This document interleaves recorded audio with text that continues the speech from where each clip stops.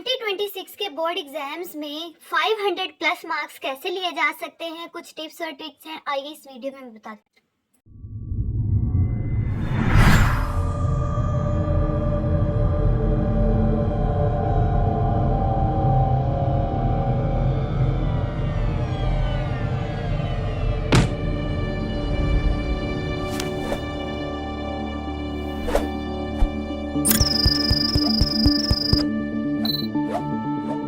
अस्सलामुअलैकुम, welcome to the physics teacher channel. कैसे हो बच्चों? उम्मीद करती हूँ ठीक ठाक होंगे। जल्दी से 3 दफ़ा दुरूद पाक पढ़ लें। आज की वीडियो बहुत ज़्यादा इंपॉर्टेंट है। लाइव सेशन मैंने किया था जिसमें मुझे ये कमेंट रिसीव हुआ था कि 500 प्लस मार्क्स कैसे ले सकते हैं, 100 प्लस मार्क्स हम पाक स्टडी या माइनर सब्जेक्ट्स में हम कैसे ले सकते हैं। तो आज मैं इस टॉपिक पे वीडियो बना रही हूँ। ये बहुत ज़्यादा इंपॉर्टेंट है। ऑलरेडी मैंने लास्ट ईयर अपलोड की थी, तो आप वो देख लीजिएगा।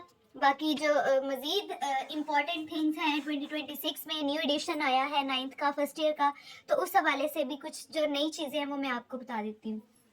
एक तो बच्चे, अगर 9th क्लास की बात की जाए बेटे, तो 9th क्लास के बच्चों का सिलेबस इतना शॉर्ट हो गया है कि वो चाहे तो वो 500 प्लस हर बच्चा इजीली मार्क्स ले सकता है। इतना सिलेबस कम हो चुका है हर सब्जेक्ट का, ठीक है।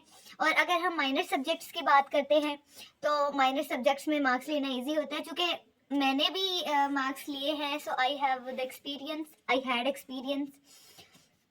कैसे आप ले सकते हैं किसी भी, अगर हम सब्जेक्ट की बात करते हैं तो किसी भी सब्जेक्ट में जब एग्जाम, अगर आप 500 प्लस मार्क्स की बात कर रहे हैं या फिर किसी एक सब्जेक्ट को उठा के बात कर रहे हैं कि हम इस सब्जेक्ट में इतने मार्क्स लेना चाहते हैं, तो एग्जामिनर क्या देखता है? एज अ टीचर मैं आपको बताती हूँ कि सबसे पहले मैं बहुत दफ़ा ये बता चुकी हूँ कि आपकी जो पेपर की प्रेजेंटेशन है, it's very very very important, ठीक है। हमेशा मैं आपके साथ ये बात करती हूँ कि पेपर की प्रेजेंटेशन जो है वो बहुत ज़्यादा इंपॉर्टेंट होनी चाहिए। पेपर की प्रेजेंटेशन में कौन सी चीज़ें आती है वो भी मैं आपको डिटेल से बता देती हूँ। अगर आप इंग्लिश का पेपर दे रहे हैं, इंग्लिश मीन्स के not English which is compulsory subject, chemistry है, फिजिक्स है या कोई भी इस तरीके का सब्जेक्ट है, तो उसमें सबसे पहले आपने लिखना होता है subjective part in this form.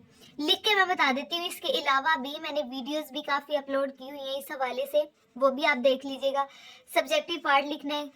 In fact 500 plus बच्चों के, जो कि हमारे इलाके के, फैसलाबाद के टॉपर जो हैं, फैसलाबाद में टॉप करने वाले, पंजाब में टॉप करने वाले बच्चों के पेपर्स आप लोगों के साथ शेयर किए हुए हैं, तो वो आप देख लीजिएगा। सबसे पहले इंग्लिश का पेपर है, फिजिक्स केमिस्ट्री बायो का पेपर है, हमने सबसे पहले सब्जेक्टिव पार्ट लिखना है, ठीक है। उसके बाद आपने लिखना है पार्ट 1।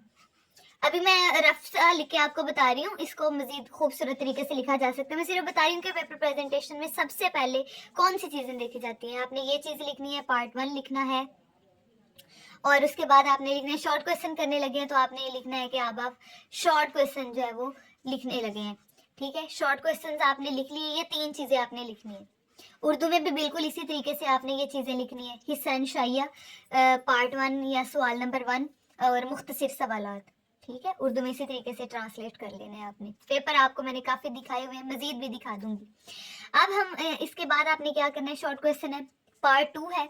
पार्ट 2 से, क्योंकि पार्ट 1 जो होता है वो तो आपका एमसीक्यूज का होता है, पार्ट 2 में सबसे पहले आप अगर पहला क्वेश्चन अटेम्प्ट करने वाले हैं तो आपने इस तरीके से लिखना है।